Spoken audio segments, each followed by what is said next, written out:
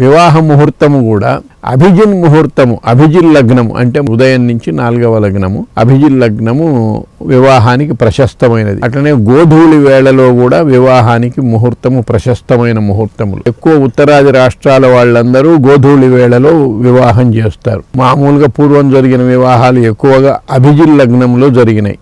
ఆ అభిజిన్ లగ్నములో ఇంకా లగ్నములో శుభులు ఉన్నా పాపులు ఉన్నా కూడా ఆ లగ్నంలో చేయవచ్చు, దోషం లేదంటారు.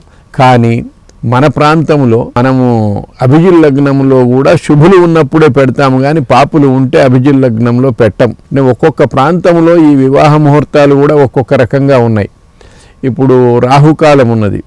వివాహ ముహూర్తాలు పెట్టేదానికి 21 మహాదోషములు ఉన్నాయి. 21 దోషములు అంటారు, మహాదోషములు. ఆ 21 మహాదోషాలలో రాహుకాలము లేదు. కాబట్టి వివాహ ముహూర్తంలో రాహుకాలం తగిలినా కూడా మనకు పట్టింపు లేదు. రాహుకాలమైనా కూడా మనం ముహూర్తం పెట్టవచ్చు.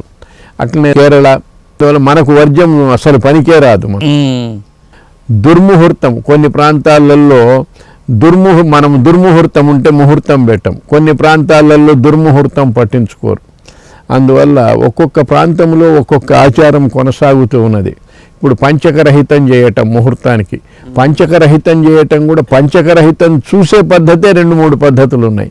కాబట్టి ఏదో ఒక పద్ధతిలో సరిపోతూ ఉంటాయి. నిర్దిష్టంగా ఫలానా పద్ధతి అనేది లేదు దానికి. కాబట్టి ముహూర్తాల విషయంకి వచ్చేటప్పటికే ఈ విషయాలని